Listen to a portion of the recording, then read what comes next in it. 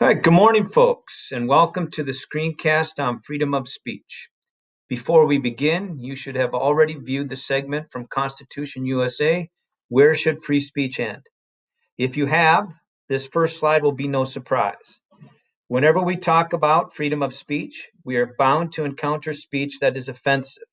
It is always easy to advocate for our and other speech rights when we agree with what they are saying. It is hard and challenging, but essential to democracy to advocate for someone's right to say something with which we profoundly disagree.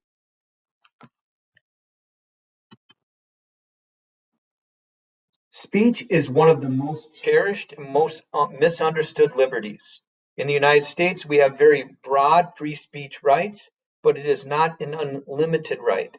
The first limitation is that your First Amendment free speech liberty is a protection from government. It doesn't protect you from your parents, and it does not protect you from private employers.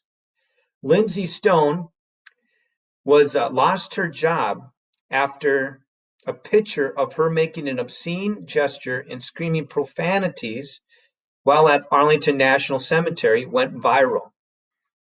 Phil Robertson, a star on Duck Dynasty, was indefinitely suspended after making anti-gay remarks in an interview. Though Robertson and other political pundits argue that his speech rights are violated, both liberal and conservative legal scholars agreed that the First Amendment protection was irrelevant. While constitutional protections certainly extend to bigots, they protect only against government action and not the actions taken by private employers. In a third example, Laura Loomer was banned from Twitter in 2018 for a tweet criticizing newly elected Representative Ilhan Omar and her Muslim faith. You might disagree with Twitter's response, but you should understand it did not violate Loomer's speech rights. Twitter is a private company. So, if the first limitation is that the First Amendment only protects against government action, what are some other limitations? The second big limitation is that freedom of speech only protects against content, the message, what I am saying. It does not protect against time, manner, and place restrictions. In essence, government can tell me when I can speak, how I can speak, and where I can speak. These restrictions are common. If I want to hold a rally on the Capitol steps, I have to get a permit. There are logical reasons for time, manner, and place restrictions.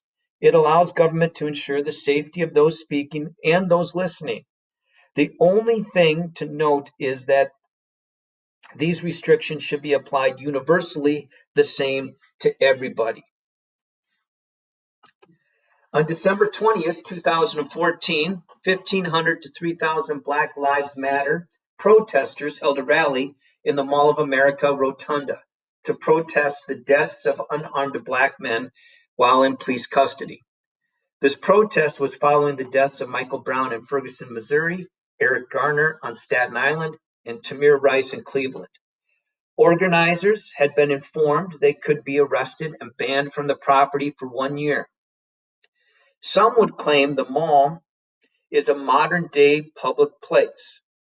They would argue the fact that it was somewhat built with public money and that it is a stop along several public transportation routes, which makes this a space where you can claim the protections of your rights.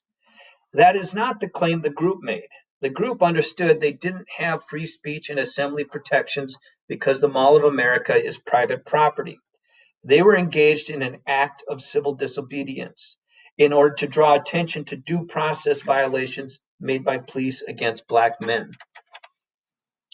A third limitation of speech is that not all speech is protected. Libel, speech that falsely defames the character of another person, is not protected. True threats are not protected.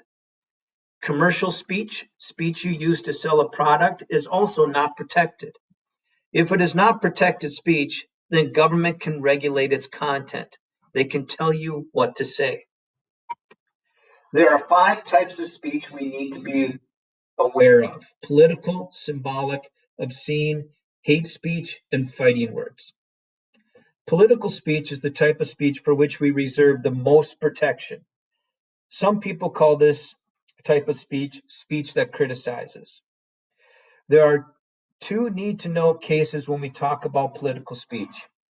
Brandenburg versus Ohio, because it established the standard we use today to determine if government can punish you for your political speech.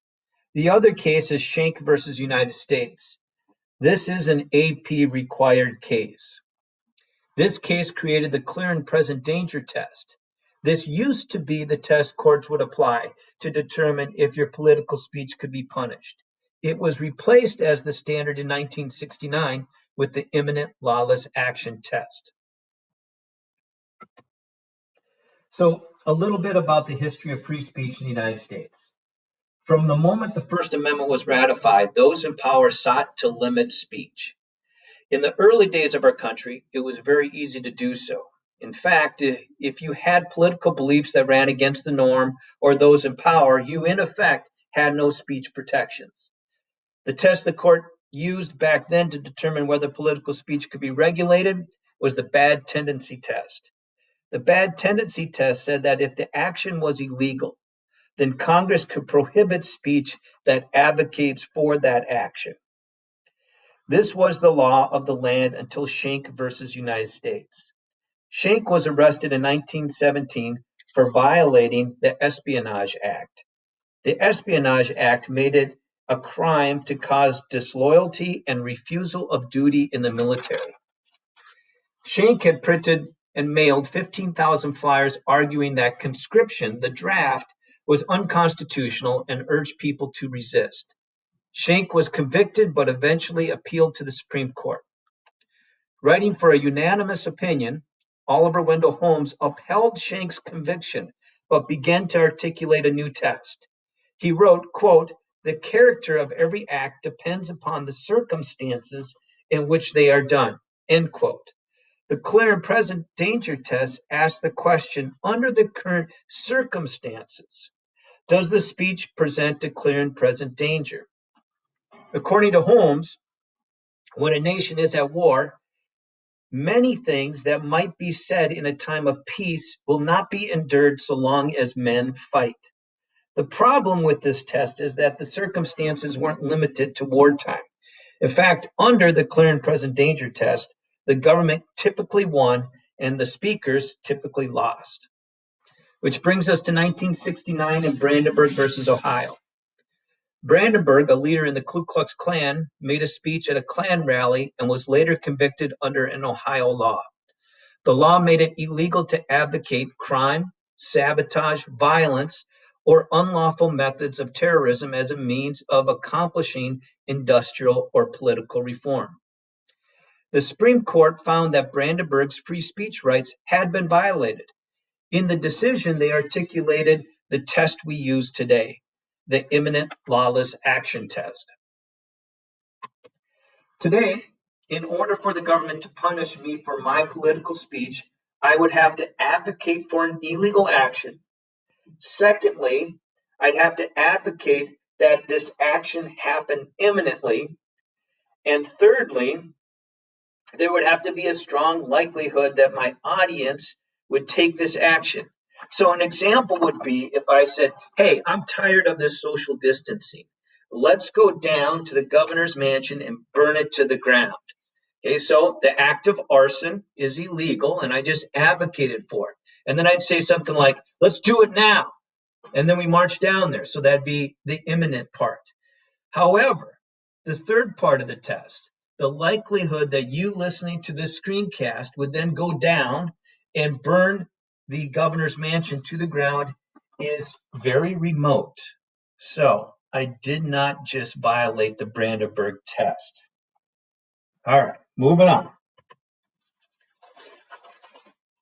The next kind of speech is symbolic speech.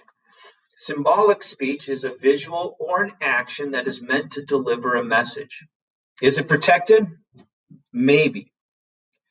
No one disputes that government has the right to regulate behavior and actions if there is cause. But can the action itself be speech? Can the action communicate a message? In addition to actions, symbolic speech can include articles of clothing, hand gestures, works of art, and music lyrics. If the nonverbal symbolic speech can be classified as political speech, it is protected. And the court would apply the imminent lawless action test to determine if you could be punished or if your symbolic speech could be regulated. One of the most controversial actions that is considered protected symbolic speech is flag burning. The court case Texas versus Johnson established this precedent. There have been several attempts since the Texas versus Johnson decision to pass constitutional amendments to protect the flag, but none have gotten very far. A third type of speech is hate speech or offensive speech. Hate speech are words or symbols that can reasonably be expected to cause anger, fear, or resentment in others on the basis of race, color, creed, religion, gender, or sexuality. As you saw in the Constitution USA segment, Where Should Free Speech End? To some, the Westboro Baptists are engaged in hate speech. However, the Supreme Court viewed it as political speech and protected. In order to regulate it, the court would apply the imminent lawless action test. So is hate speech protected speech? Again, maybe. If it can be classified as political speech, yes. However, if it can be classified as our next type of speech, no. Fighting words. Fighting words is not protected speech. Government can regulate it and government can punish you. This is where schools get their authority to have policies against verbal abuse. Fighting words are words in a public setting directed at an individual or a group that would cause an immediate breach of the peace. They would cause fisticuffs. They're words that would cause a fight. You all know these words. They're the words your parents taught you, probably using the alphabet, one word for each letter of the alphabet, and then said, never use them. If you use them, it's going to cause a fight. The court case that set the standard for fighting words, it was Chaplinsky versus New Hampshire, because we now know how rowdy people are in New Hampshire. Our final type of speech is also not protected. Obscene speech. Obscene speech is speech that is vulgar, sexually indecent, and highly offensive. If you equate obscene speech to pornography, you are in the ballpark. The difficulty with obscene speech is defining it. What might be considered obscene in rural Alabama could be seen as high art in San Francisco, California. In 1973, a test emerged from the case Miller versus California for identifying obscene speech. Marvin Miller was arrested after conducting a mass mailing to advertise the sale of adult material. He was convicted of violating a California statute prohibiting the distribution of obscene material. The question before the court was, is the sale and distribution of obscene material by mail protected speech? In a 5-4 decision, the court held that obscene speech did not enjoy First Amendment protection. If it can be classified as obscene, then government can regulate it and punish you for engaging in it. The test for determining whether speech is obscene, the Miller test, requires the application of local community standards, state law, and whether the work taken as a whole lacks serious literary, artistic, political, or scientific value. Because of the last part, the Miller test is more commonly referred to as the SLAPS test. S, serious. L, literary. A, artistic.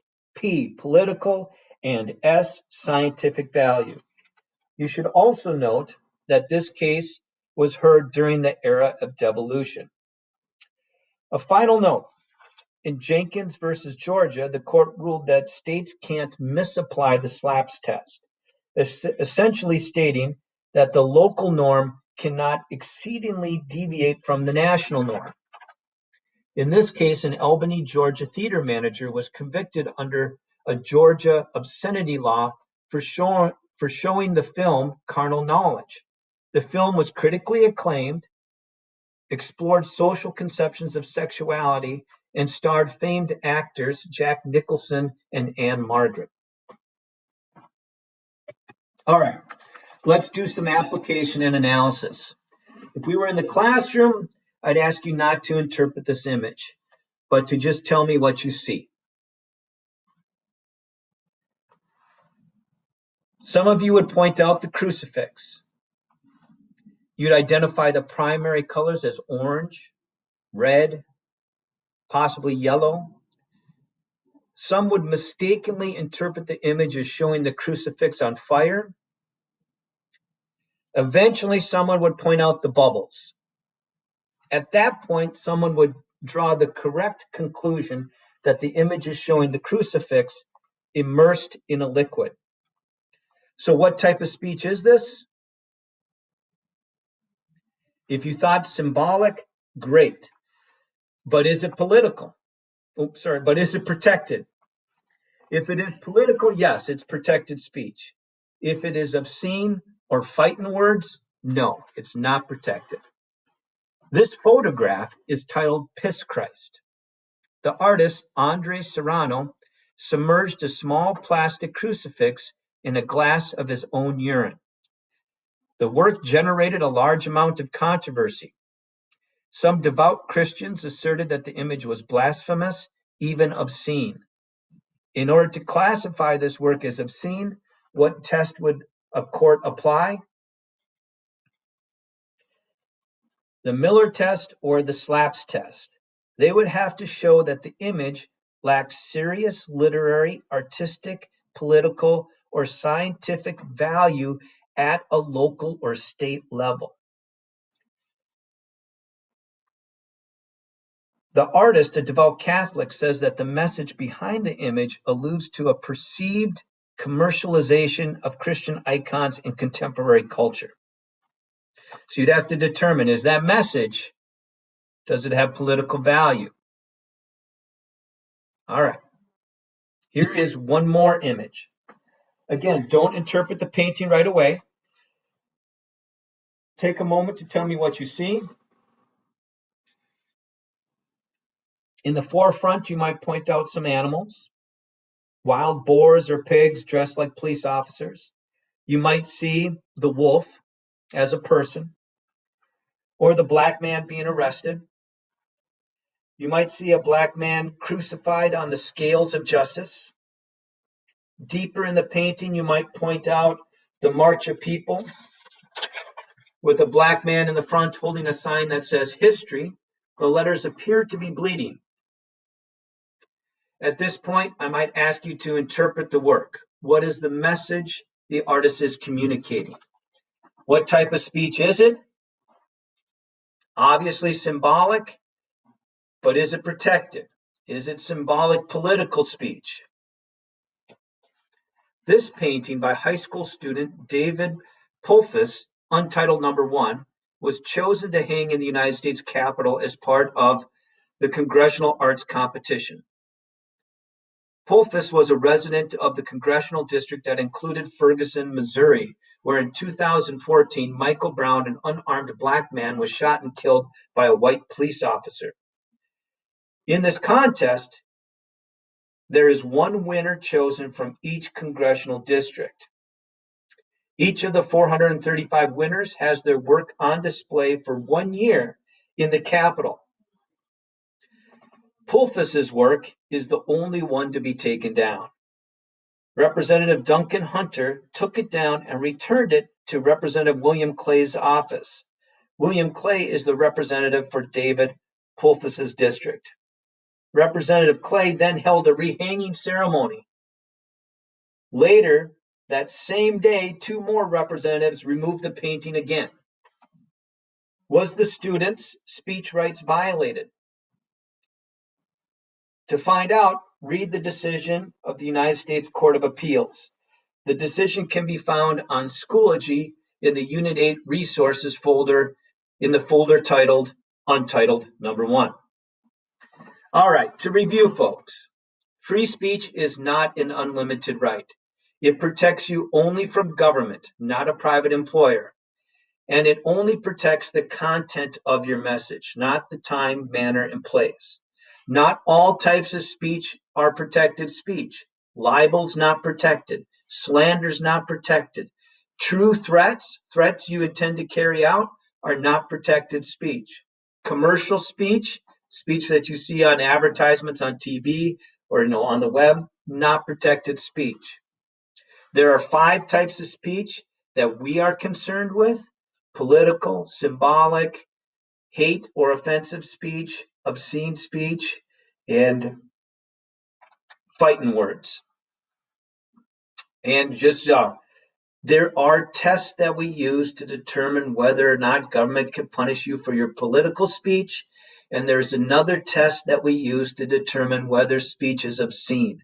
Because if we can classify it as obscene, then it's not protected speech. All right, after this, we're going to move on to speech in school, which might add some new categories of speech for our understanding and different tests that we would use to determine whether or not you can be punished for something that you say while in school. All right, thank you for your time.